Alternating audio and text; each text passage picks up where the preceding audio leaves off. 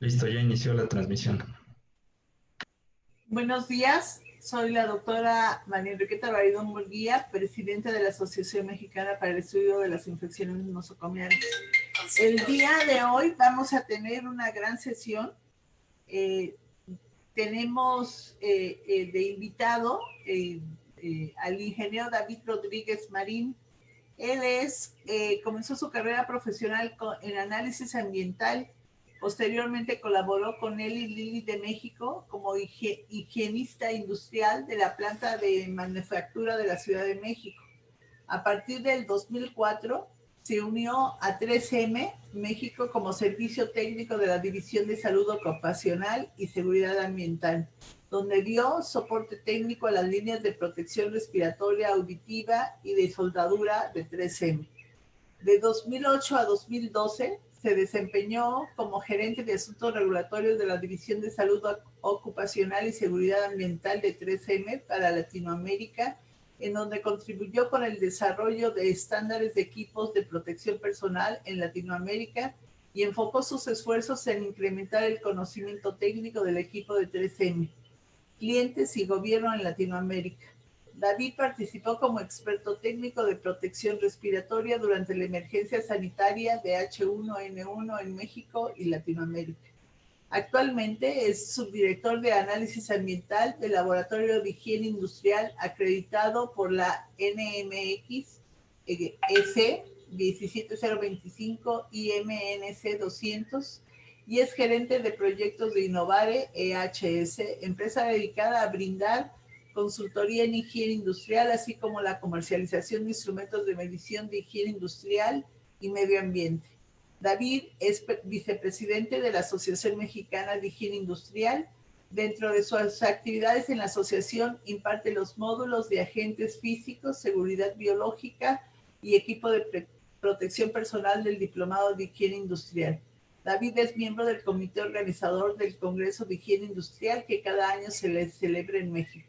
Es profesor del módulo de control de agentes químicos del Diplomado de Seguridad, Higiene y Salud Ocupacional en el ITEMS. David colabora con otras organizaciones profesionales como la Sociedad Internacional de Protección Respiratoria, la Comisión Internacional de Salud Ocupacional y la Asociación Americana de Higiene Industrial. En el 2008 fue nombrado experto técnico para México ante el TC 94S C15 de ISO para el desarrollo de estándares de protección respiratoria. David ha colaborado en el desarrollo de estándares en el área de seguridad y salud en el trabajo en diversos países en Latinoamérica.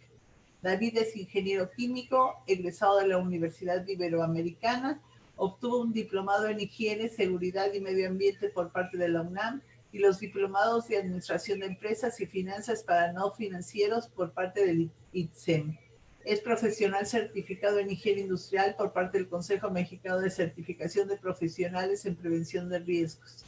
Además, disfruta la lectura, viaja y comparte su tiempo libre con la familia, y no solamente con la familia, sino con nosotros y todos los asociados de la Asociación Mexicana para el Estudio de las Infecciones Nosocomiales. En estos tiempos no podemos tener mejor ponente y para resolver todas nuestras dudas y la angustia en la que estamos viviendo por falta del equipo de protección personal. No tengo más que comentar y le pido al ingeniero Rodríguez que pues, nos llene de su conocimiento, por favor. Muchas gracias, doctora. Buenas tardes a todos. Primero que nada, para mí es un gusto estar el día de hoy con ustedes. Y antes de iniciar, sé que muchos de ustedes están en la línea de batalla, trabajando por la salud de todo el país. Entonces, a título personal, mi agradecimiento y todo mi apoyo por la gran labor que están desarrollando. El día de hoy tenemos pensado hacer la sesión en 3 bloques. La primera me toca a un servidor. Voy a hablar un poco acerca de protección respiratoria y de una manera muy general el tema que está probablemente de moda, que tiene que ver con la descontaminación de respiradores. Voy a hacer una pequeña revisión de los métodos y lo que se está haciendo a nivel internacional desde el punto de vista de descontaminación. Y posteriormente viene Delia a hablar específicamente del procedimiento de descontaminación utilizando vapor de peróxido de hidrógeno. La última sesión o el último bloque que tenemos pensado es para preguntas y respuestas. Entonces, si tienen alguna pregunta o alguna inquietud respecto a la presentación que tanto Delia como un servidor pueden dar, por favor les pido que nos apoyen a compartirla en el chat para que posteriormente podamos platicar acerca de ella.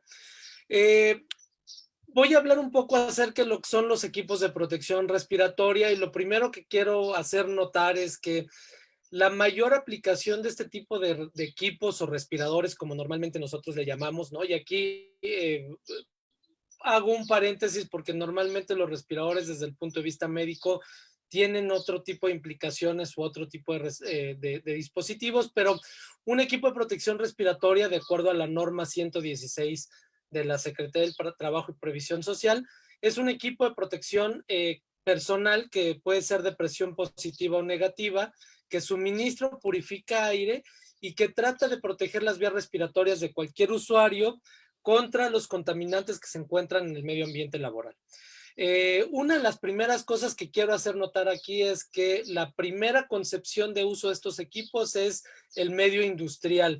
Muchos de nosotros y yo dentro de la profesión que me desempeño como higienista industrial, pues parte de mi trabajo tiene que ver con la protección de la salud de los trabajadores en cualquier industria y bueno, hoy día debido al tema de coronavirus, pues esta protección se está ampliando a los profesionales que se encargan del cuidado de la salud en nuestro país.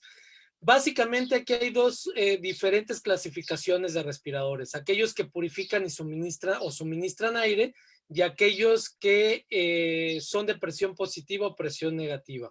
Voy a tratar de explicar brevemente cada uno de ellos. Y aquí hay una pequeña imagen sobre respiradores purificadores de aire.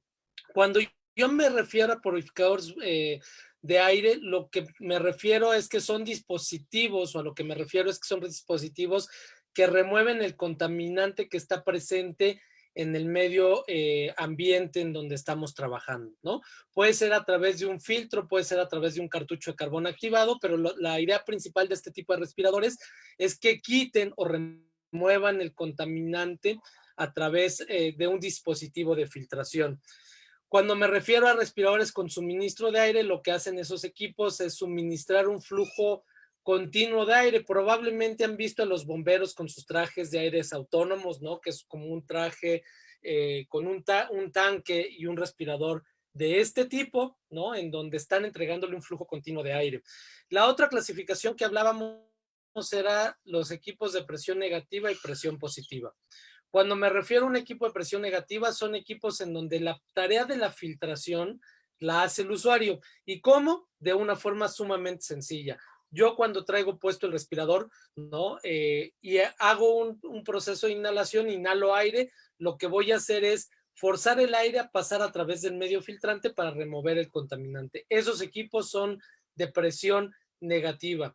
Los de presión positiva me dan un flujo constante de aire dentro del respirador, ¿no? Otra vez un sistema de aire autónomo, por ejemplo, si ustedes se lo colocan, pues me está entregando un flujo constante de aire dentro de algo que nosotros conocemos como la pieza facial, que puede ser un respirador de cara completa.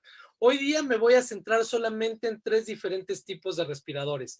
Respiradores de media cara desechables, respiradores de media cara reutilizables y respiradores de cara completa reutilizables también, y lo voy a hacer porque es la mayoría de las piezas faciales que estamos viendo en los profesionales que tienen o que están trabajando con cuidados para la salud, ¿sí?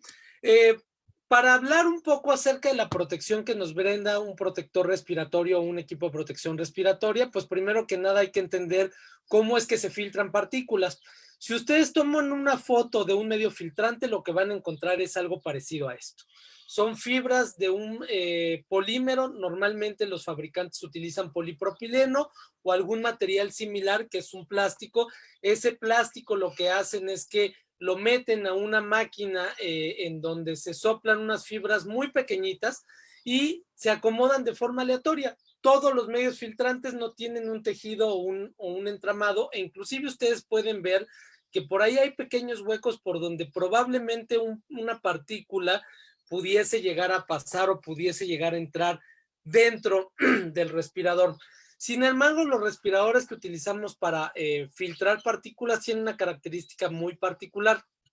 Estos respiradores o estas fibras tienen cargas electrostáticas y esas cargas electrostáticas funcionan para atrapar partículas muy pequeñitas. Para hablar un poco de eso hay que entender de una forma muy general cómo es que un respirador puede capturar partículas y eso lo hace básicamente por 3 diferentes mecanismos de captura. Cada uno de estos mecanismos está en función del tamaño de la partícula que tenemos en el medio ambiente. Tenemos, como les decía, 3 diferentes mecanismos: impactación, intercepción y difusión. El primero de ellos se da para partículas mayores a una micra. Una micra se refiere a la milésima parte de un milímetro o a la millonésima parte de un metro. Estas animaciones que ustedes ven del lado izquierdo, el círculo de color blanco no es más que la ejemplificación de un medio filtrante. Las líneas de color verde lo que tratan de simular es el flujo del aire que pasa a través del medio filtrante, y las partículas o los círculos de color rojo son las partículas que nosotros tenemos. Cuando tenemos partículas muy grandes, partículas mayores a una micra, estas partículas son lo suficientemente pesadas para chocar en algún momento con el medio filtrante, como lo muestra la imagen que tenemos en la parte de arriba, ¿sí? Hay partículas un poquito más pequeñas, partículas que tienen diámetros aerodinámicos de 0.6 a 1 micra, son más pequeñitas, tienen obviamente menos masa y tratan de simular el mismo patrón de flujo del aire. Sin embargo, cuando se encuentran cerca del medio filtrante, pues interceptan por el mismo medio y quedan atrapadas ahí, ¿sí?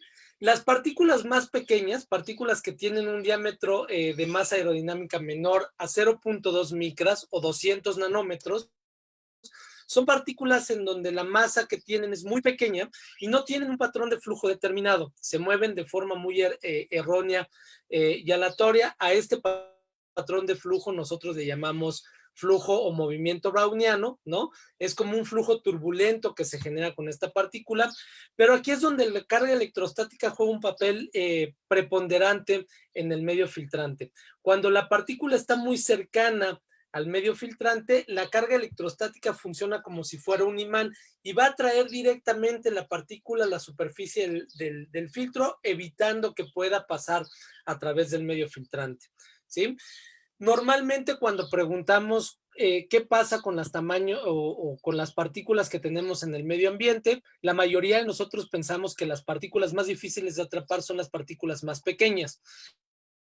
Y si ustedes grafican los tamaños o los diferentes tamaños de partícula contra la eficiencia de filtración de cualquier respirador, la eficiencia de filtración normalmente se mide en una escala en porcentaje o de 0 a 1.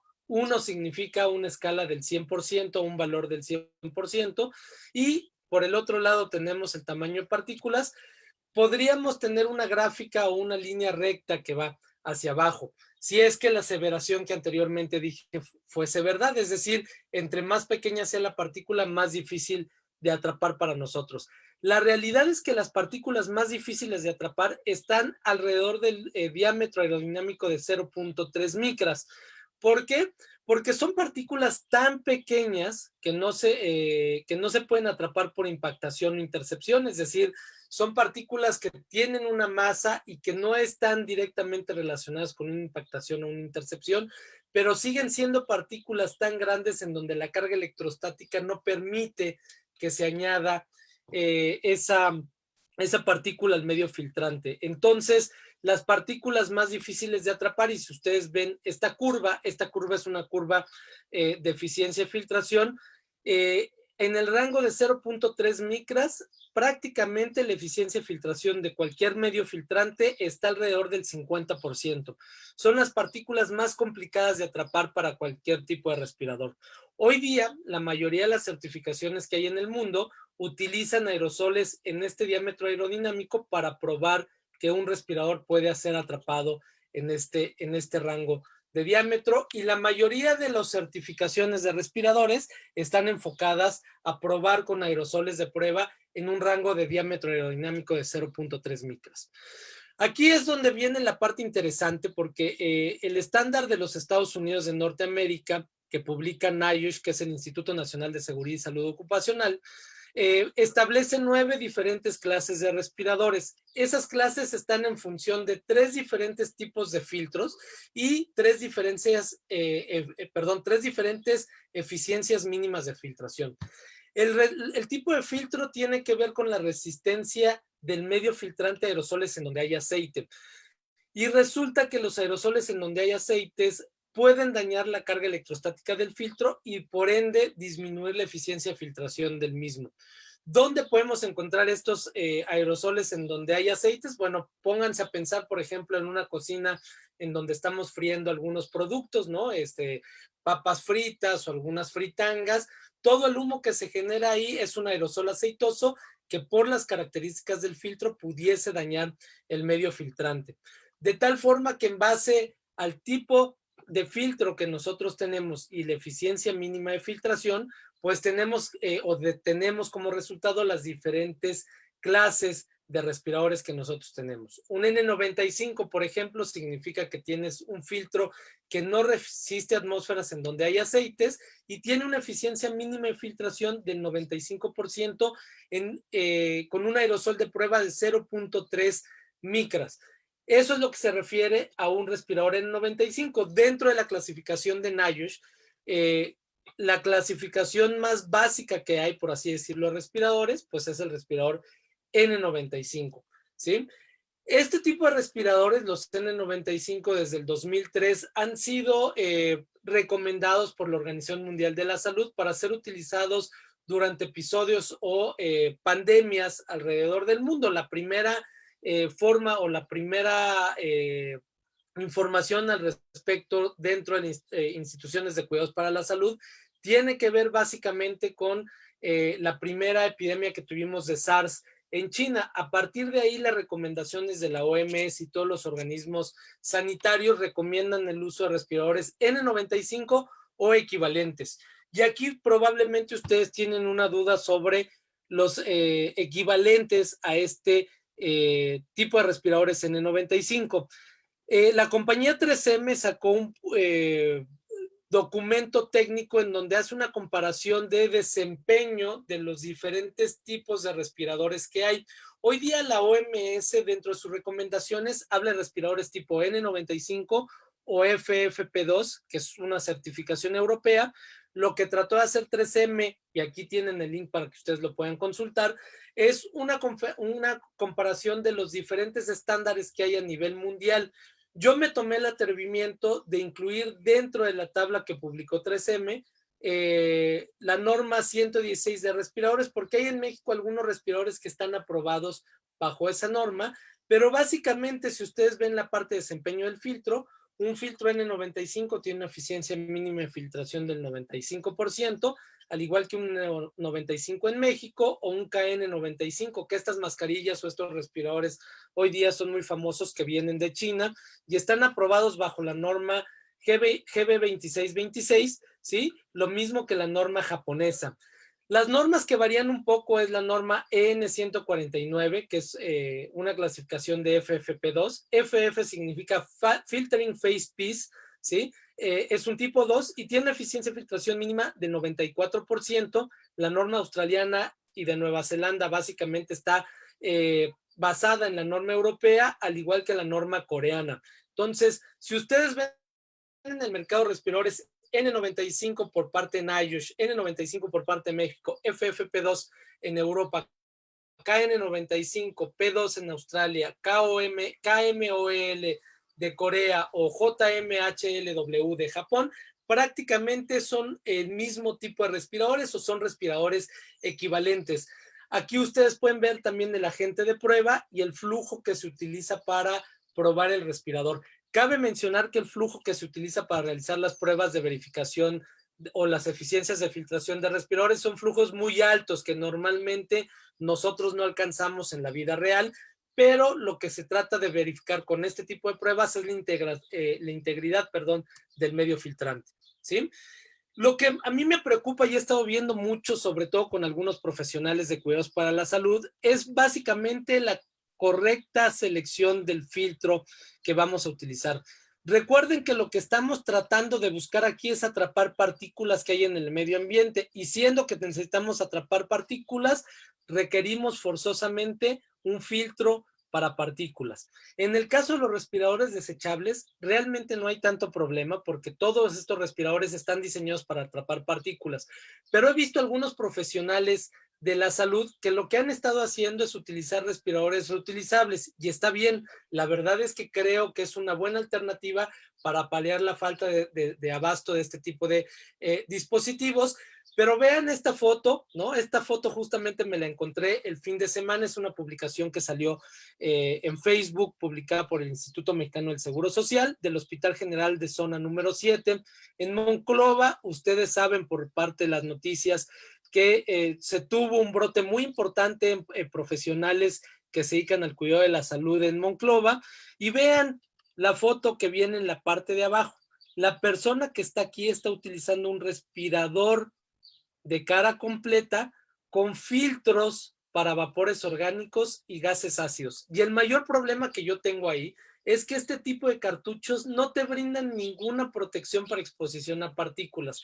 Ahí existe un riesgo de exposición y hay que tener mucho cuidado en la parte de la selección de los equipos. No todos los equipos funcionan y todos los cartuchos funcionan para las aplicaciones que estamos buscando en profesionales de cuidados de la salud.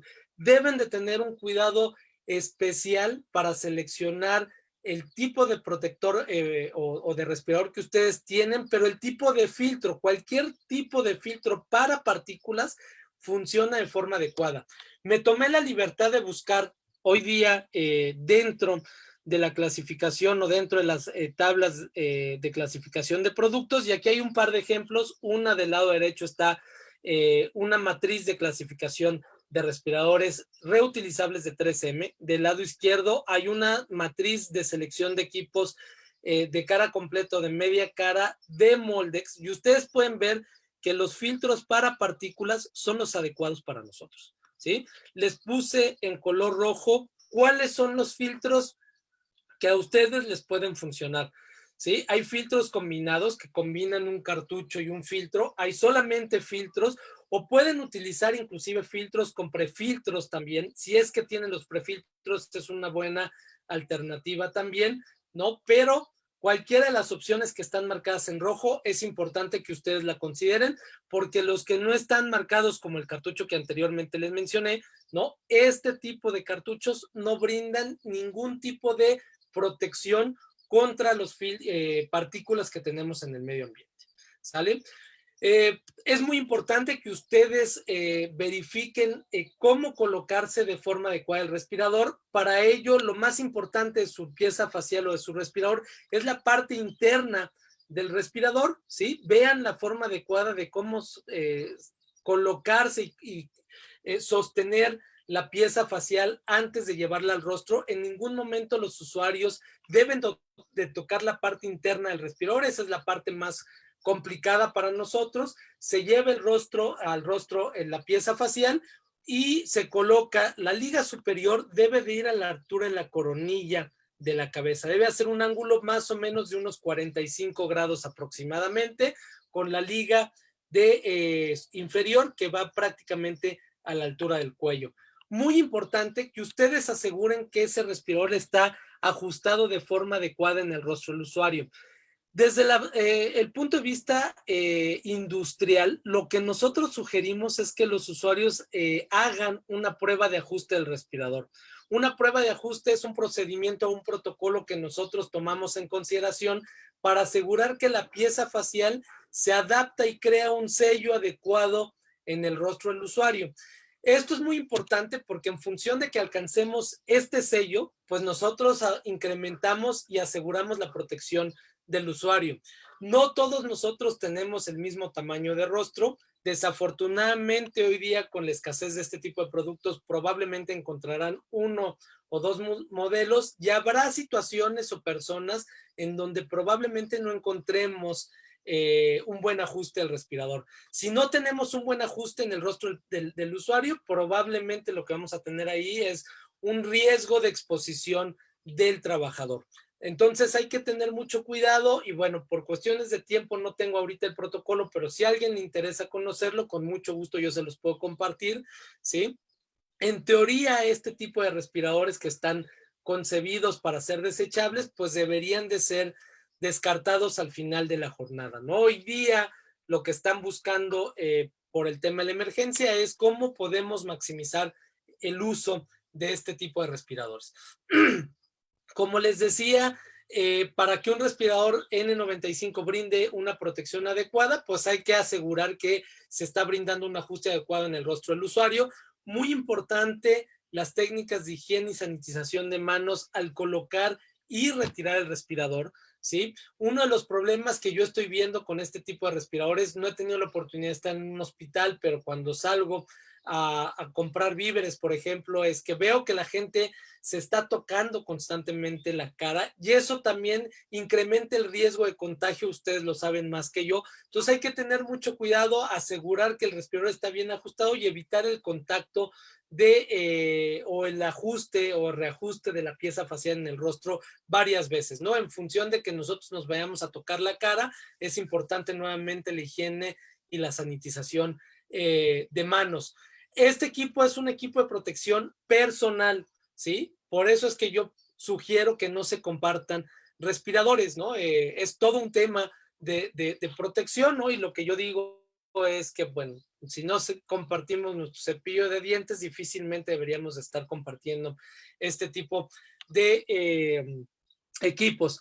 ¿Qué pasa con el tema de descontaminación? Este tema se ha vuelto prioritario prácticamente desde principios de marzo en los Estados Unidos y a nivel internacional, obviamente por la falta de abasto de los respiradores desechables, ¿no? Estuve platicando con personas de 3M, me decían que hay algunos hospitales en Nueva York en donde tienen un consumo diario de más de 2 millones de piezas faciales filtrantes en un día, ¿no? Imagínense la cantidad de stock de materiales que deberían de tener, ¿no? Entonces, se han estado buscando técnicas para la descontaminación de este tipo de respiradores. Actualmente, si ustedes le preguntan a los fabricantes, la mayoría de ellos les va a decir que la descontaminación no es una recomendación por parte de ellos, ¿no? Hay algunos fabricantes como 3M o como Moldex que están participando con la FDA o con el CDC para hacer algunos estudios sobre descontaminación, pero finalmente su recomendación al día de hoy es que en la medida de lo posible se debería de evitar la descontaminación de este tipo de dispositivos. Para considerar un método de descontaminación y que pueda ser utilizado y replicado por parte de la FDA en las autorizaciones de uso de emergencia, se deben de cumplir con cuatro partes o cuatro factores importantes. La primera de ellas, que en la medida de lo posible se puede inactivar el virus, en este caso causa del COVID-19, que no dañe la integridad del medio filtrante ni el ajuste que brinda el respirador como tal, y que ese método sea seguro para el usuario de ese respirador. Y eso significa que yo no vaya a utilizar o vaya a exponer al trabajador a un riesgo adicional al que ya esté expuesto con el trabajo directo con personas sospechosas o confirmadas con COVID-19, ¿no? De tal forma que he estado revisando algunas webinars por ahí, algunos artículos que han salido en algunas revistas indexadas y algunos documentos que han publicado algunos fabricantes de respiradores, y lo que están tratando de ver es cuáles son los métodos que pueden funcionar para descontaminar respiradores solamente en la emergencia sanitaria. Es una práctica que se está autorizando por parte de la FDA solamente en la emergencia sanitaria. No queremos ver que esto sea una práctica habitual a lo largo del tiempo, ¿no? Entonces esta parte es muy importante que ustedes la noten. He visto que se han utilizado algunas sustancias químicas como el óxido de etileno, por ejemplo, o el ácido paracético.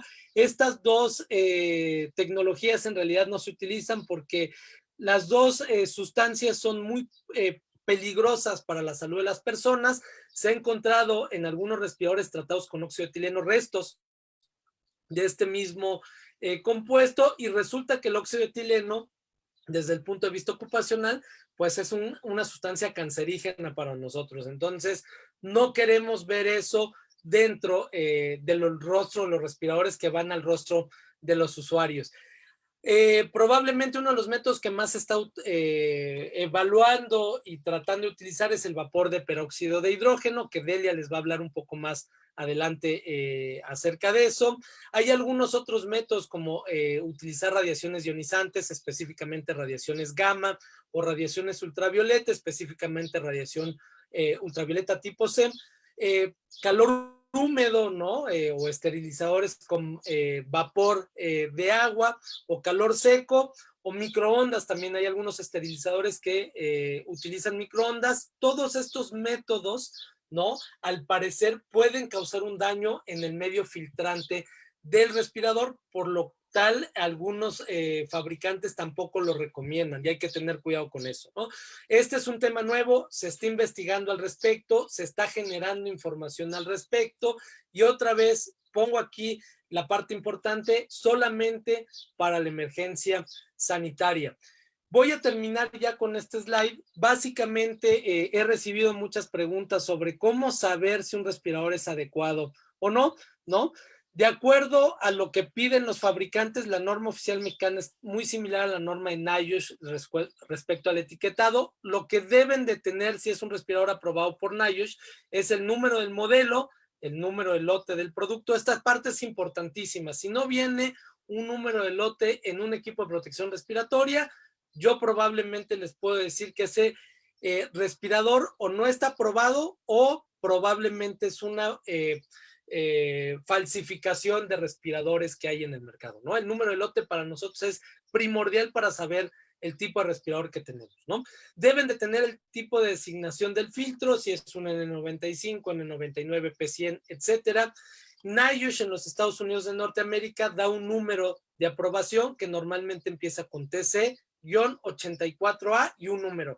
Debe tener ese número, debe venir marcado NIOSH en alguna parte. En el caso de los respiradores aprobados por la norma de México, debe venir una NOM, una leyenda NOM, ¿sí? Y algunas marcas por ahí. Aquí les dejo un par de links en donde ustedes pueden ver tanto el listado de un equipo aprobado por NIOSH en los Estados Unidos de Norteamérica, como información adicional sobre lo que debemos de buscar para asegurar que ese respirador es el adecuado, ¿no? Con esto termino yo la primera parte o el primer bloque de la presentación. Dejo aquí mi correo electrónico y mis datos. Si tienen alguna duda o alguna pregunta, con mucho gusto yo la voy a responder al finalizar la presentación de Dalia. Muchas gracias por su atención.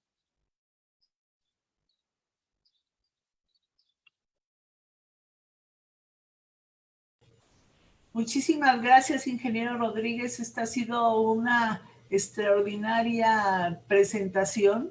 Nos enseña, nos alerta y podemos saber cuáles son los filtros que nos pueden servir y cómo asegurarnos de que no sean falsos, porque pueden elaborar filtros que no nos van a cuidar.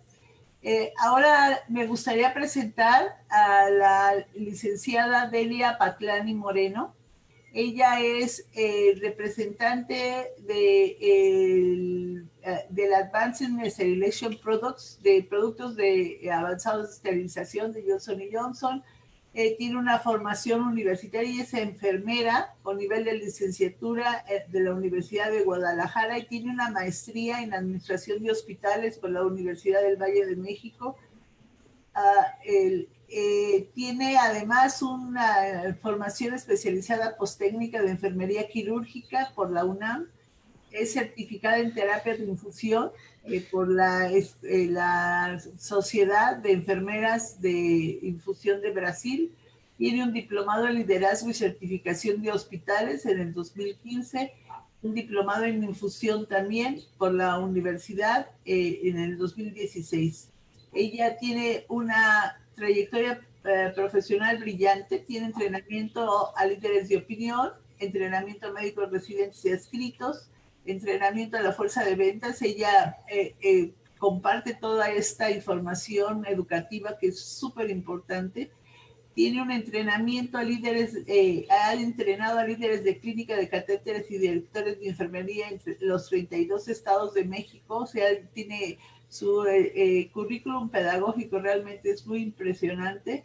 Ha participado en diferentes foros de clínicas de catéteres en distintos estados. Trabajó durante varios años en Becton Dickinson, de coordinadora de entrenamiento durante varios años. Trabajó también en B. Brown de 2008 a 2010 como especialista en productos de hospitales. Trabajó también en Baxter y bueno, tiene realmente un currículum extraordinariamente importante como ponente en diferentes pláticas. No tengo más que agregar más que darle la palabra y esto va a ser una plática extraordinariamente importante. Perfecto, doctora. ¿Me puede apoyar dándome el control para poder presentar? ¿No lo tiene? No. Compartan. Estoy tratando de dejar de compartir la pantalla, pero no sé cómo. La verdad, me voy a salir de la presentación y voy a volver a entrar para que no haya problema.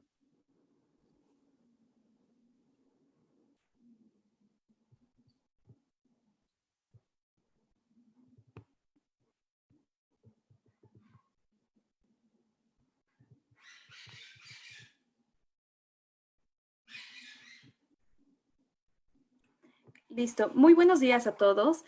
Primeramente, agradecemos el equipo de ASP AMEIN por permitirnos tener esta colaboración. Hablar específicamente de este nuevo concepto que es la descontaminación de respiradores N95, pues realmente es un tema nuevo en el cual la industria y también la sociedad clínica científica pues nos ha retado con la intención de ayudar a disminuir ese probable riesgo que puede contribuir en estos momentos por la pandemia de COVID-19. Que es una descontaminación. Quiero agregar que los respiradores N95, tal y como lo comentaba hace un momento el ingeniero David, no es un dispositivo médico. Por otra parte, al no ser un dispositivo médico, pues se tuvieron que hacer ciertas investigaciones, lineamientos y acuerdos para poder lograr una sugerencia que sea completamente segura. Sin embargo, sí hay elementos de gran importancia que el trabajador de la salud necesita conocer para llevarlo a cabo. Como parte de nuestros objetivos, nuestra intención es brindar información con referencia mundial científica a todos los profesionales de la salud que están involucrados y que además están interesados en realizar la descontaminación de respiradores N95. Como tal, esta no es una situación en la cual nosotros como ASP tengamos la intención de decidir qué respiradores se tienen que descontaminar y cuáles no. Por otra parte, dentro de nuestros objetivos específicos, pues estamos trabajando con esta contribución, con una alternativa de descontaminación que ayude a incrementar la vida útil de los respiradores N95 en caso de emergencia a través de la tecnología STERRAD. Proporcionar información que fortalezca a los trabajadores sanitarios para la toma de decisiones y que ustedes la consideren para utilizar de manera responsable, exclusivamente en el caso de emergencia a través de la descontaminación. Cabe mencionar que esta propuesta es exclusivamente en el caso de la pandemia COVID-19. Una vez que esta termine, pues realmente no tiene validez. Fortalecer la comunicación clínica científica relacionada a la descontaminación de respiradores N95 como una necesidad e interés mundial. Pero para poder llevar a cabo todas estas decisiones, obviamente hubo una interesante historia que es importante compartir, el por qué hoy tenemos esta propuesta de descontaminación de respiradores N95. Como ustedes saben, el 31 de diciembre, la OMS da a conocer y también llega información en la cual a través de Wuhan, China, aparece cierta enfermedad con unas características específicas como si fuera una neumonía. El 11 de enero se reporta la primera defunción de COVID-19. El 16 de enero Japón reporta específicamente que una persona con nacionalidad china presenta signos y síntomas de COVID-19. El 23 de enero Wuhan ordena cuarentena. El 24 de enero se presenta el primer caso en Europa, principalmente en Francia. El 30 de enero la Organización Mundial de la Salud publica una emergencia de salud pública internacional. 26 de febrero, pues tenemos el primer caso en América Latina, en Brasil específicamente. El 28 de febrero se presentan los primeros casos en nuestro país. Y el 11 de marzo, la OMS declara que existe una pandemia. Esto nos ha llevado pues a diferentes rutas en las cuales el trabajador sanitario necesita protegerse para cubrir la atención de los pacientes con COVID-19. A la fecha del día de ayer llevamos 1,434 muertes y esto demanda de manera excesiva la atención del profesional sanitario y por ende también de diversos dispositivos médicos, pero también de dispositivos no médicos, que anteriormente no teníamos contemplados como los respiradores N95.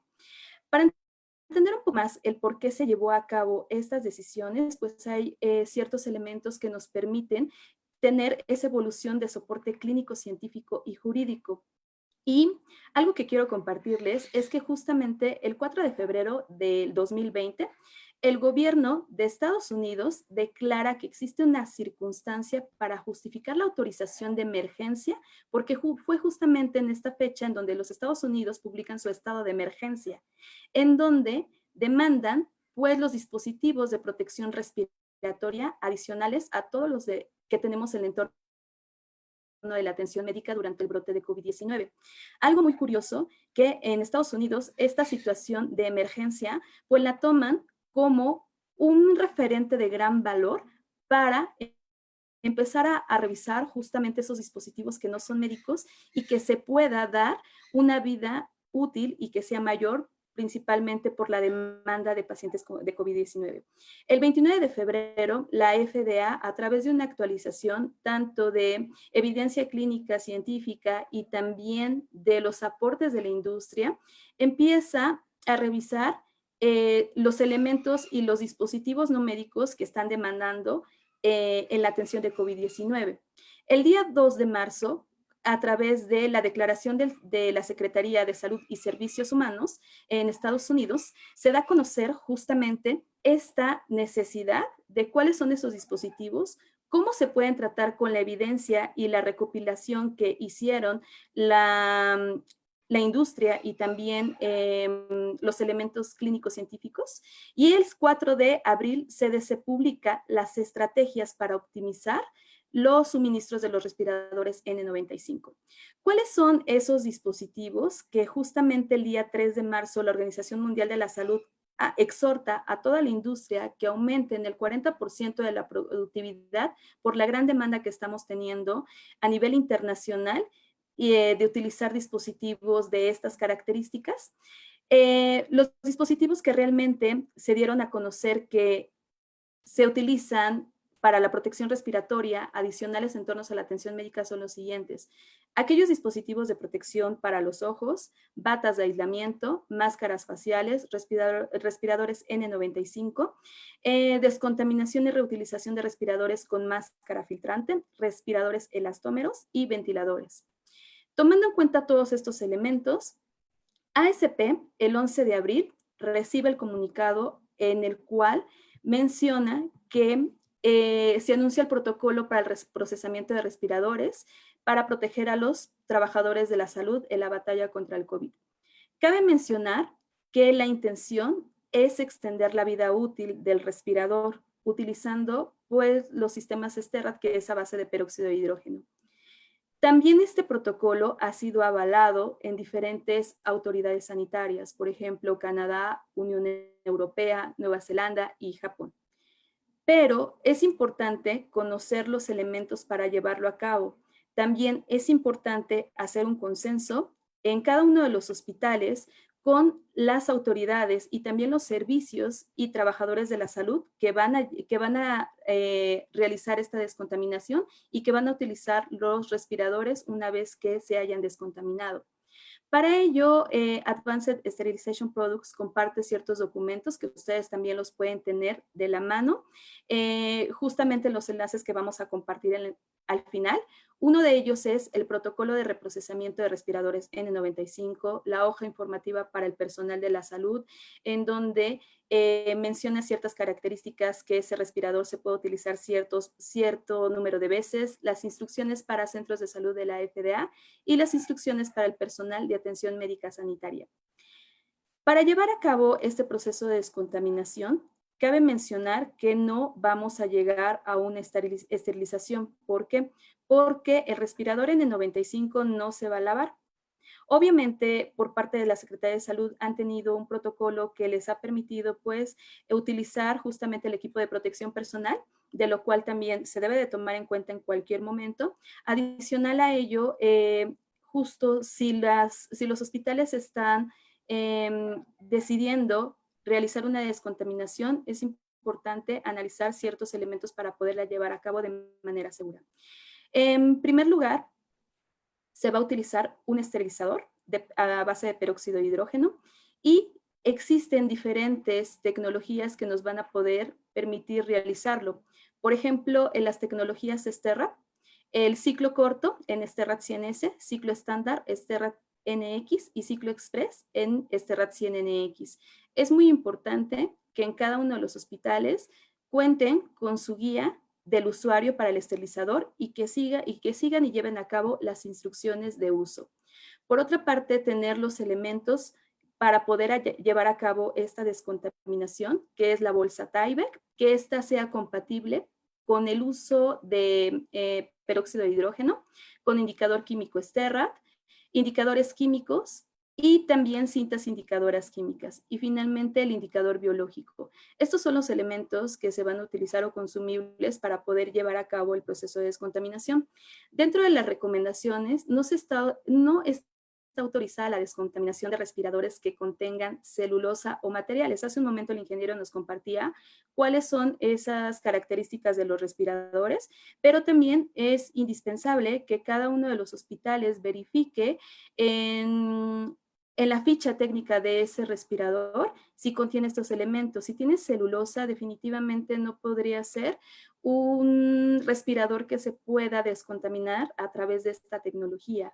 Por otra parte, los respiradores que podemos descartar son aquellos que estén visibles y que se note suciedad, que se note, por ejemplo, que haya maquillaje. Sabemos que esta situación del maquillaje para atención en paciente de COVID no debe de ser, pero la doctora Baridón nos pidió que seamos como muy insistentes en ello, en resaltar que las personas que atiendan paciente con COVID pues no utilicen maquillaje, ya que de esta manera, en el caso específicamente del respirador, pues no se podría volver a descontaminar y se tendría que desechar.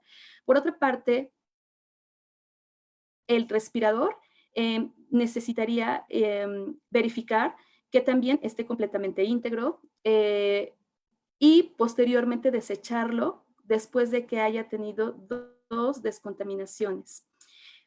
Y garantizar la cadena de custodia para minimizar el mínimo riesgo de infección cruzada. Dentro de las recomendaciones es importante asegurar que los respiradores N95 se utilicen de manera segura, pero también se procesen de manera eficaz. ¿Cuántas veces yo puedo utilizar el respirador? O cuántas descontaminaciones después de su primer uso, únicamente 2. En realidad, esta es una recomendación importante porque es la manera en la cual podemos detectar pues si el respirador no ha tenido alguna alteración como las que hace un momento comentábamos. Y la reutilización es solamente por usuario. Estamos hablando que el respirador se tendría que tomar en cuenta como un dispositivo único para la persona. Es decir, si yo lo utilicé la primera vez, puedo descontaminarla las 2 siguientes, pero tiene que ser la misma persona, no pueden ser intercambiables. Bien. Después del primer uso, y si vamos a proceder a la descontaminación, es muy importante etiquetar con un marcador permanente el respirador y que nosotros podamos poner el nombre de la persona y también cuántos ciclos de descontaminación lleva para tomar en cuenta los 2 usos que se están recomendando y posteriormente desecharlo. Cuando se utilicen los sistemas de esterilización STERRAD, en este caso, para las personas que se encuentran realizando este procedimiento, pues es muy importante que ellos conozcan que no se requiere una orientación específica del Tyvek. Quien conoce el Tyvek puede identificarlo, que tiene una parte de color blanco y otra transparente que nos permite identificar qué estamos metiendo dentro de la bolsa. No requiere una orientación específica. Se necesita un indicador químico de peróxido de hidrógeno para controlar el ciclo. El indicador se puede colocar dentro de la bolsa, en la bolsa o dentro de la cámara. Y este se recomienda que sea un indicador químico por ciclo. Y pues la seguridad de que el agente esterilizante tuvo contacto justamente con el respirador N95, pues lo podemos verificar porque esta tira indicadora pues cambia de color en el momento que hay un proceso de descontaminación con el sistema y que hay contacto con el agente químico. Sin embargo, sí es importante mencionar que necesitamos a personal que esté capacitado y asignado para poder transportar los respiradores N95. El hospital decide, justamente el área decide al personal, la unidad piso en donde se vaya a llevar a cabo para que el transporte sea llevado de manera segura a la central de esterilización o de departamento de procesamiento estéril.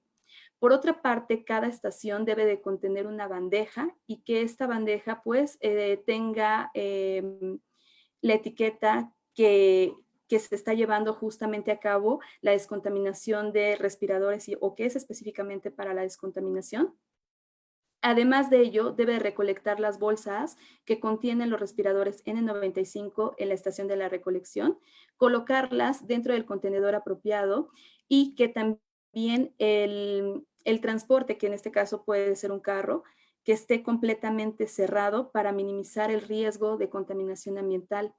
El carrito también debe de contener una etiqueta o identificador que controle directamente el hospital y que además indique la ubicación, la ruta en donde se va a llevar a cabo el transporte de,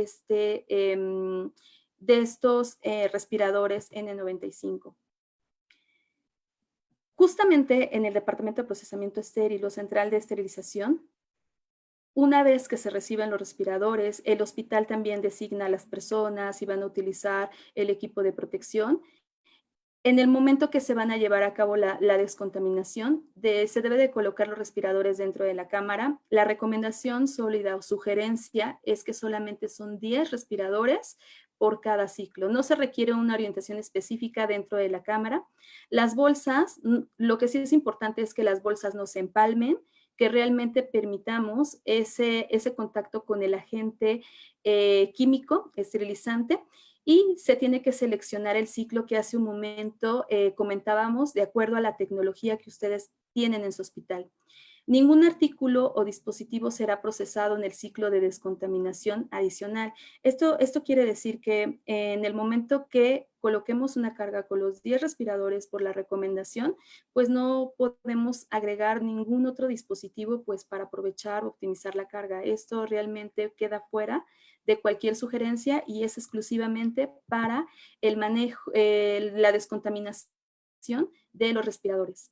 Al término del ciclo, es importante verificar que el indicador químico haya cambiado de color y si este no ha cambiado de color o no ha virado como regularmente lo mencionamos, no debe de considerarse descontaminada y pues se tiene que someter a un nuevo ciclo.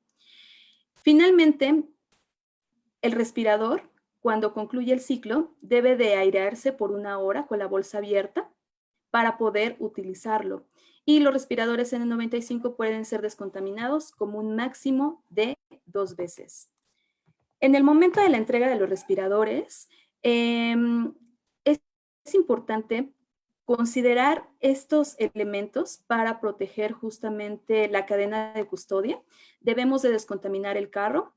Se tienen que esterilizar las bandejas que van a apoyarnos para transportarlas al área designada, entregar los respiradores al área de uso uso de acuerdo a las políticas que hayan establecido a través de este protocolo.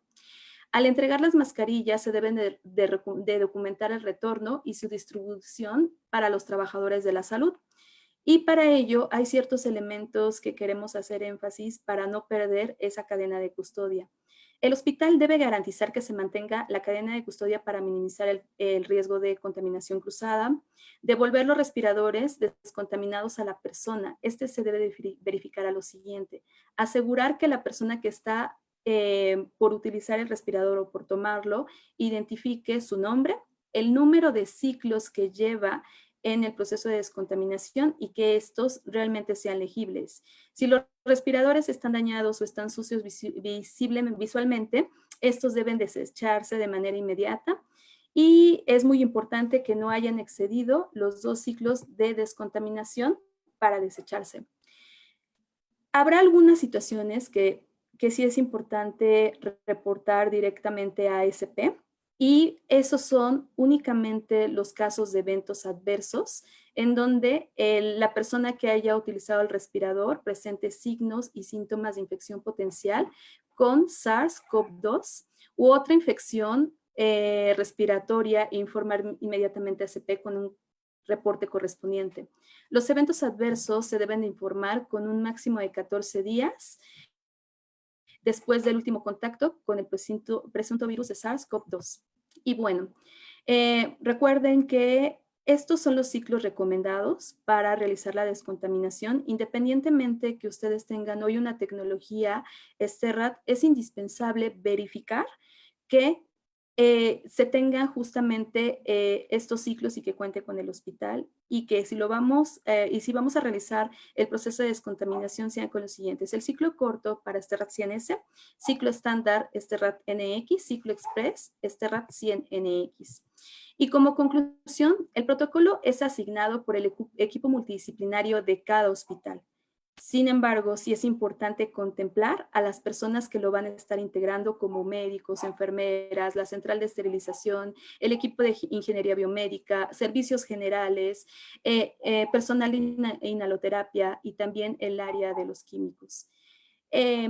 Como parte de la conclusión, recuerden que el hospital evalúa la necesidad de la descontaminación de respiradores N95. También asigna la unidad y piso en donde se va a llevar a cabo justamente cada uno de los elementos que hace un momento mencionábamos. La recolección y transporte debe de ser por personal realmente capacitado. El departamento de procesamiento estéril debe de conocer justamente cuáles son los lineamientos y además detectar posibles fallas en el momento que va a procesar la descontaminación de los respiradores N95 y finalmente verificar que realmente se haya llevado cada uno de las sugerencias que hace un momento mencionábamos y reportar a ASP solamente en caso de eventos adversos. Y pues bien, ¿dónde puedo obtener más actualización y más información? Directamente de la página de CDC, de la FDA. Por otra parte, también dentro de nuestra presentación incluimos ciertos elementos que hoy nos dictamina la Secretaría de Salud y que es importante que ustedes también vayan dirigiendo y pues formalizando el protocolo si van a hacer uso de la descontaminación de respiradores N95. Listo, pues por mi parte ha sido todo. Muchas gracias. Muchísimas gracias, maestra Patlani. Realmente una información extraordinariamente útil. Y bueno, tenemos varias preguntas para comenzar. Nos preguntan si la norma oficial 116 es compatible o es igual a la NIOSH CFR 84. También hablan de la norma mexicana SSC FI1 del 2002. Sí, doctora. Ambas normas básicamente son equivalentes al estándar de NIOSH, al 42 CFR 84. De hecho, la norma 116 es prácticamente, o tomó como base el 42 FR 84, entonces tanto las pruebas como la clasificación es prácticamente lo mismo. Solamente la norma 116 tiene una clasificación diferente de respiradores, porque ellos hablan de N90, R90 y P90, que es una clasificación de por lo menos el 90% de eficiencia, y eso se hizo en el momento de la revisión de la norma, porque en aquel momento había respiradores, o hay en el mercado algunos respiradores que tienen esta eficiencia de filtración, y no quisieron dejarlos fuera del mercado, pues, ¿no? Pero es prácticamente la misma norma. ¿Quién da las normas? ¿Qué secretaría da estas normas? Bueno, esa es una buena pregunta. Esa norma está publicada por parte de la Secretaría del Trabajo y Previsión Social. La STPS tiene 3 normas que hablan acerca de equipo de protección personal, que es la 113 zapatos, 115 cascos y 116 de respiradores. Hay un comité que forma parte de la Secretaría de Economía, un comité independiente, que es el Comité Nacional de Normalización en Equipos de Protección y Seguridad Humana, y ellos están publicando normas mexicanas o NMX para equipos de protección personal. Tienen un subcomité de protección respiratoria en donde han publicado algunas normas, incluyendo la NMX 102, y estas normas lo que tratan de hacer es un marco de carácter voluntario, o un marco de normas de carácter voluntario para la certificación de equipo de protección personal, ¿no? Entonces eso cae dentro de la Secretaría de Economía, y hasta donde tengo entendido siguen sesionando, pues sigue habiendo un grupo de protección respiratoria al respecto. Otra pregunta para la maestra Atlani es, ¿cuál es la vida útil? No, perdón. Estaban hablando de por qué no utilizar el ciclo estándar de 100 NX, o bien cuál es la diferencia entre el ciclo estándar NX.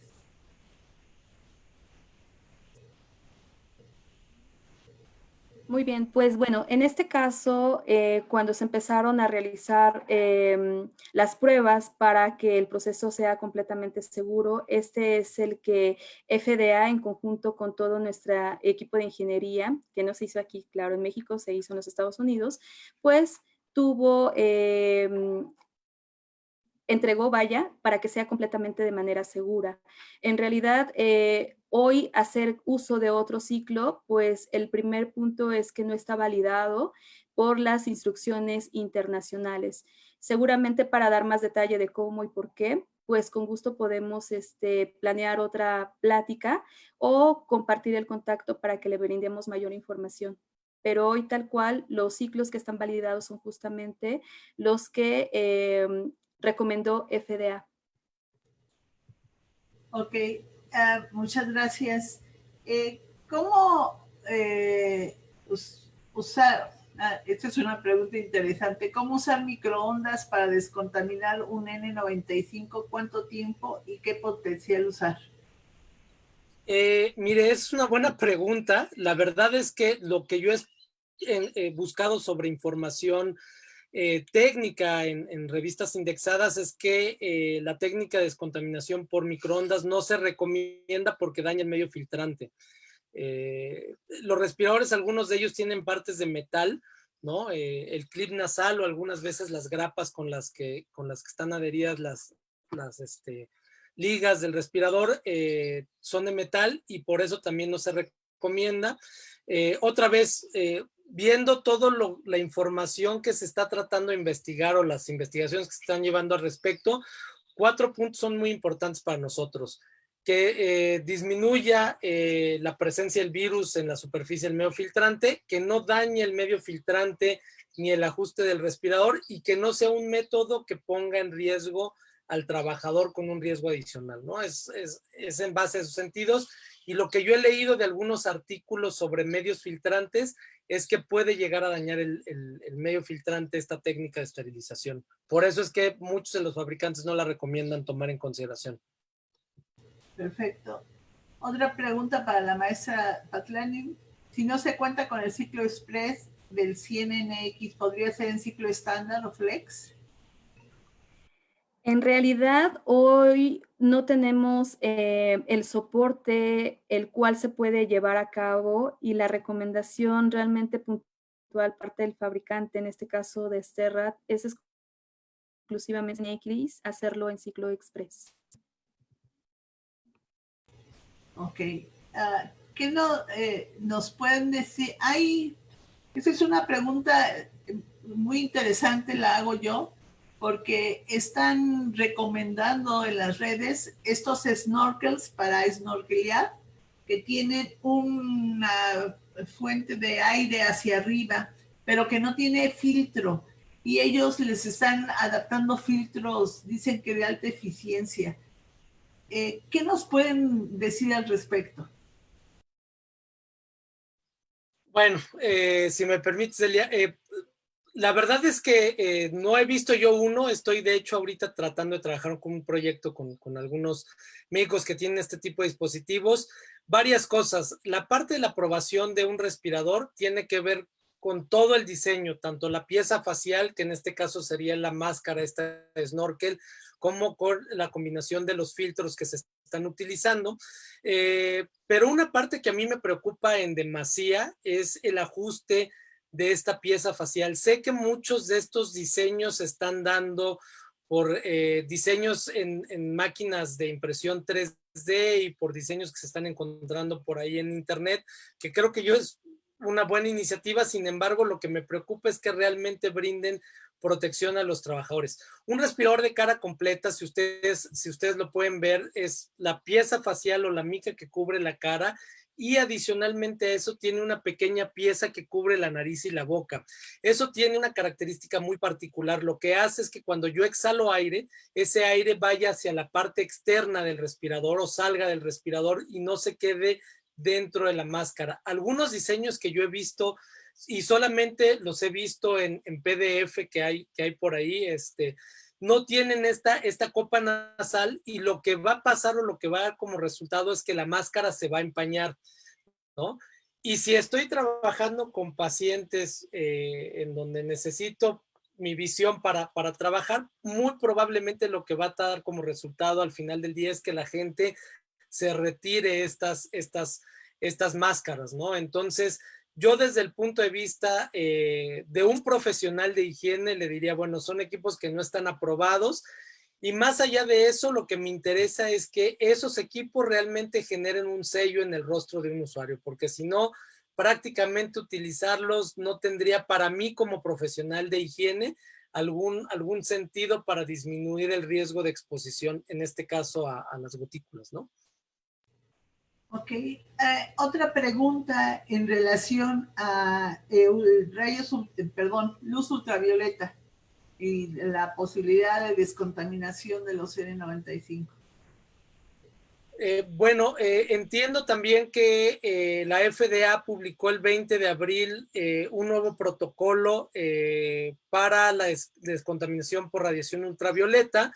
La verdad es que no lo he revisado, sé que está en la página de FDA como un documento de emergencia de uso, ¿no? Al igual que los documentos que publicaron para peróxido de hidrógeno. Lo que recomiendo ahí es, y otra vez, lo que he leído al respecto es que la radiación ultravioleta que se está utilizando es radiación ultravioleta tipo C, ¿sí? Entonces, los dispositivos que generen este tipo de radiación ultravioleta deben de ser muy cuidadosos al utilizarlo, porque no cualquier lámpara lo puede generar. Y el problema de esto también es que puede generar un riesgo adicional al usuario cuando se expone a radiación ultravioleta tipo C. Entonces habrá que tener un poquito de cuidado. Les recomiendo que vayan a la página de FDA, revisen el protocolo, porque normalmente lo que hace FDA es referenciarlo a un fabricante de un esterilizador en particular. Okay. Están queriendo tener informes de los Sterra, y a estas personas yo les daré directamente el teléfono de la maestra Patlani. La doctora Zamboni quiere saber por qué no se debe tocar la parte interna del cubreboca antes de colocarlo, por riesgo de contaminación o por alguna cuestión técnica con las fibras internas del respirador. Es una muy buena pregunta y en realidad tiene que ver más con la protección del trabajador. Es la parte que va directamente o está directamente en contacto con el rostro del usuario y lo que tratamos de mantener ahí es una parte lo menos contaminada posible, ¿no? En la medida que nosotros estamos manipulando el respirador por la parte interna, es probable que podamos contaminar esa parte. En realidad no tiene nada que ver con el desempeño, simplemente por la protección del mismo usuario que va a usar la pieza facial. Ok. Otra pregunta es, ¿una mascarilla de media cara usando los cartuchos para gases, retenedores de plástico y prefiltros N95 brinda la adecuada protección para el COVID? Si tiene los prefiltros y los retenedores para los prefiltros, sí. En realidad es un accesorio adicional que se coloca al... Lo que yo no recomiendo es utilizar una respirador de media cara con cartucho solamente para gas y vapores. Deberán de tener el prefiltro por ahí. Si lo tienen, no le veo ningún problema. Puede ser algo equivalente a lo que estábamos hablando anteriormente. Perfecto. Para la maestra Patlani, si el marcador que se utiliza altera o no la estructura del N95 o el marcador tiene que tener alguna característica especial.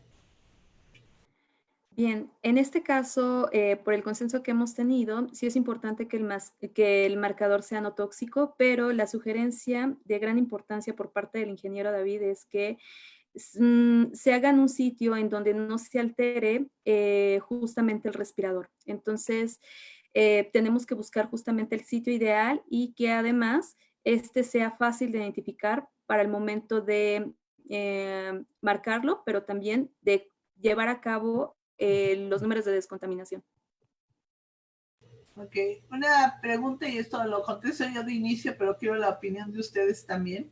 Pregunta que para las personas que no son de salud y tienen un N95, ¿cuántas veces pueden ocupar? Y yo aquí les voy a contestar que si no es personal de salud, no utilice N95. El personal de salud está en la cama de los pacientes, está en un riesgo mayúsculo de infectarse, de enfermarse, y es de civilidad que los N95 estén en el personal de salud. El resto de la población puede utilizar cubrebocas comunes y corrientes o inclusive pañuelos, etcétera. Los N95, por favor, si los tienen, regálenselos al personal de salud.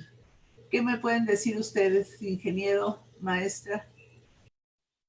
Bueno, yo concuerdo con usted, doctora. La verdad es que ninguna autoridad sanitaria a nivel global está recomendando el uso de respiradores N95 para el público en general.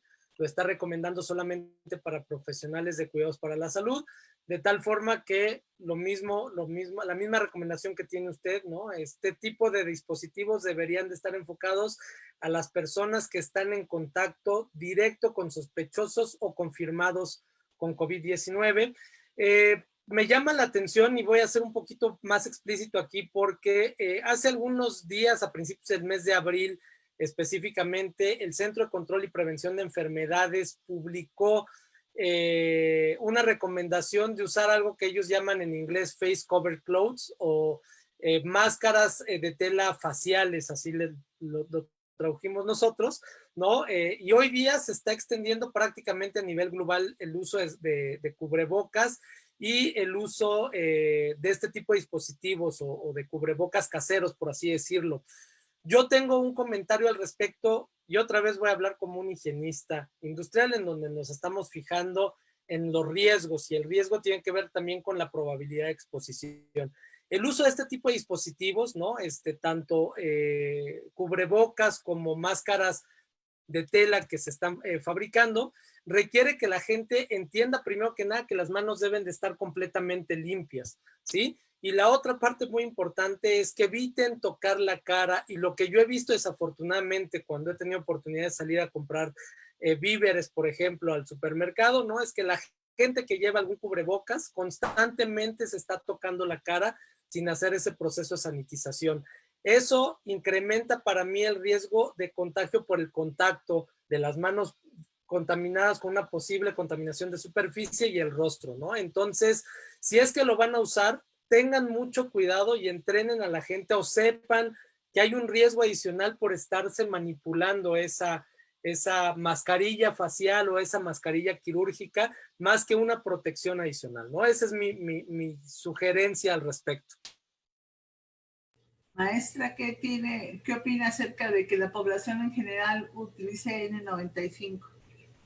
Realmente, bueno, lo hemos visto de manera constante y también esto, por otra parte, también incrementa el que haya desabasto justamente en los hospitales, que en cuestión de situaciones recomendadas, definitivamente pues no lo utilizan, no serían necesarios, vaya, para la población. Sin embargo, para el personal sanitario que se encuentra atendiendo pacientes con COVID, pues sí es un insumo pues importante. Es por ello que mi recomendación o mi sugerencia es que las personas que se encuentran en la comunidad sin la atención de pacientes con COVID, pues no tiene caso utilizarlo. Te pregunta si se puede sumergir en alcohol al 96, alcohol 96, 70 gramos. No, por dos razones. La primera, se daña la carga electrostática del medio filtrante. La segunda, puede dejar rastros de alcohol en la superficie del respirador y eso causar una posible exposición de la persona que usa el respirador. Entonces, la verdad es que ninguno de los métodos de descontaminación que actualmente están publicados están haciendo referencia a la inmersión de respiradores con alguna sustancia sanitizante, ¿no? Por ahí hace poco vi un video también que publicó una doctora, la verdad es que no recuerdo el nombre, lo vi en Facebook, y el procedimiento era tomar el respirador y sumergirlo directamente en peróxido de hidrógeno, ¿no? La misma recomendación. Mi sugerencia en ese sentido es no hacerlo porque se está dañando directamente el medio filtrante del respirador. Otra pregunta, ¿cómo saber si en los filtros reutilizables como 7093 sigue funcionando y cuánto es la vida media de los filtros? ¿Cómo se pueden sanitizar después de cada uso? Bueno, esa es una muy buena pregunta. La respuesta para este tipo de tiempo de vida es muy variable porque cuando hablamos de tiempo de vida de filtros como el 7093, finalmente es un filtro que está dentro de un cartucho de plástico. El tiempo de vida depende de varios factores. Por ejemplo, depende de la humedad, del tiempo o de la concentración del contaminante en el medio ambiente y del tipo de trabajo que hace la persona. Si es un trabajo pesado en donde hay una actividad física grande, lo que pasa ahí es que la persona requiere recibir más oxígeno, respira más, un volumen de aire mayor y por ende el filtro se utiliza de una mayor manera. La verdad es que es un tema medio complicado de entender. La mayoría de los fabricantes lo que dicen es que para determinar si el respirador funciona o no funciona o si ya está llegando a su tiempo de vida, veamos qué tanto trabajo nos cuesta respirar a través de ese filtro. Cuando los filtros se saturan, normalmente pasa un fenómeno dentro de esos filtros, hay una caída de presión dentro de ese filtro, se traduce para el usuario como una mayor dificultad para respirar. El filtro aumenta la eficiencia de filtración, pero disminuye la resistencia del paso del aire a través del filtro. Entonces al trabajador le cuesta más trabajo respirar a través del filtro y eso es lo que normalmente buscamos, ¿no? La mayoría de las personas o la mayoría más bien de los fabricantes lo que te dice es cuando a ti te cueste trabajo respirar a través de esos cartuchos, probablemente está saturado, ¿no? Yo sé que es un tema muy empírico, pero es difícil de cuantificarlo. En la vida real, en aplicaciones de minería, por ejemplo, les puedo decir que un filtro de estos puede durar entre una semana y 30 días aproximadamente, depende de las condiciones de la mina, ¿no? ¿Qué tantas partículas hay? ¿Qué tanta humedad hay dentro de la mina? ¿Cuál es el tipo de trabajo que desempeña el trabajador? Estoy hablando de condiciones muy extremas comparadas con lo que podemos encontrar en un sitio de cuidados para la salud, ¿no? Pero es difícil poder estimar un valor como tal del tiempo de vida de los respiradores o de los filtros, en particular el 7093. Para la parte de la sanitización, ¿no? Creo yo que las piezas fasciales reutilizables son más fáciles de sanitizar. Puedes hacer una solución de 0.2% hipoclorito de sodio, ¿sí? Y con eso pasar un trapo sobre la superficie del filtro del 7093, que es un filtro que está dentro de un pequeño cartucho de plástico, ¿no? Lo mismo con la pieza facial. Lo único que recomendamos o que se recomienda ahí es que después de hacer este proceso de sanitización se limpie o se enjuague con agua corriente para evitar que queden rastros de hipoclorito sobre la pieza facial y que pudiese llegar a causar alguna irritación en la piel por el contacto con un usuario. Para la maestra Pastlani, ¿el sudor altera la posibilidad de descontaminación en la autoclave de plasma con peróxido de hidrógeno? Ok, la parte del sudor, en realidad, como tal, sí es importante considerar que visualmente este respirador N95 pues no se vea completamente sucio. Por otra parte, pues honestamente es algo difícil de precisar si sudó mucho, qué tan afectado se pueda ver en cuestión de la integridad. La situación es que el respirador N95 al momento de verificarlo después de su uso, sí se identifica, no se ve alterado, vaya. Esa es una situación de gran importancia. También para usted, maestra Pastlani, para optimizar el ciclo en equipos Stera, ¿se podría ingresar más cantidad de mascarillas, digamos 15 o 20 piezas? La recomendación que hoy tenemos por parte de FDA es únicamente que sean 10 mascarillas. Al igual que el tipo de ciclos, son recomendaciones que se hicieron de manera puntual por parte de FDA y que estas son pues asignadas únicamente para la descontaminación de respiradores. Algún uso adicional realmente es difícil soportarlo. También para usted, ¿cuál es el tiempo de vida del N95 al salir del ciclo, pasando la hora de aireación? Ajá. Bien, dentro del protocolo de ASP, después de que concluye el ciclo, debemos dejar 1 hora con la bolsa abierta para que éste tenga su momento de aireación. Entonces es 1 hora.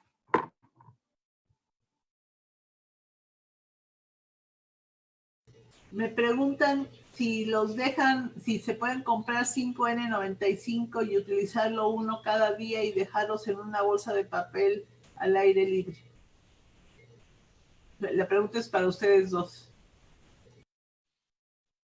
Vi que algunos fabricantes están sugiriendo eso. En algunos documentos que he revisado, algunos fabricantes refieren a un estudio en el cual dicen que el virus en superficies puede durar hasta 72 horas, entonces lo que sugieren es guardarlo en una bolsa de papel y tener 5 días, digamos, esa parte, ¿no? La verdad es que yo no tengo una información como tal técnica sobre el tiempo de vida del virus sobre la superficie del filtro. Puede ser una estrategia que puedan utilizar ahí. Sin embargo, bueno, otra vez hablo como higienista, probablemente el riesgo del virus todavía esté sobre la superficie del filtro, ¿no? Entonces habrá que tener nuevamente las precauciones para la colocación y el uso de este tipo de dispositivos, ¿no? Pues básicamente son todas las preguntas y comentarios.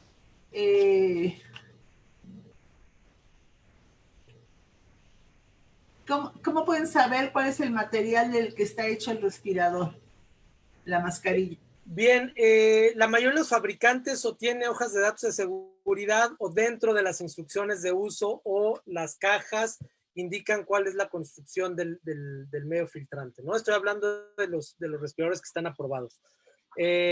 La mayoría, otra vez, de ellos tienen polipropileno. Por ahí algunos fabricantes están sacando información también o publicando información en sus sitios de internet sobre la construcción de los materiales, sobre todo cuando se han publicado las autorizaciones de uso para emergencias por parte de la FDA, también para que ustedes puedan tener de forma eficaz la información que requieren para saber si pueden o no pueden descontaminar sus respiradores. Yo ahí lo que les sugeriría es acérquense directamente al fabricante de los respiradores, ellos tienen información más detallada al respecto.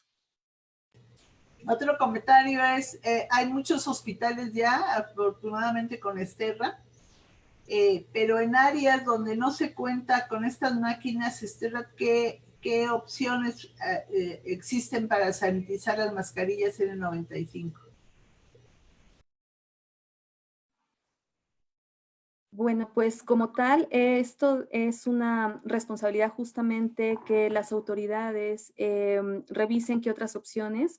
Hace un momento el ingeniero nos compartía otras opciones para poder llevar a cabo la descontaminación. Es muy importante que cada una de las unidades hospitalarias consideren lo que hoy sí está por escrito y tiene una recomendación puntual que ya ha sido validado en el caso, por ejemplo, de peróxido de hidrógeno a través de FDA, pero antes de tomar una decisión es muy importante como recomendación que verifiquen que realmente sí tenga un aval para poderlo llevar a cabo.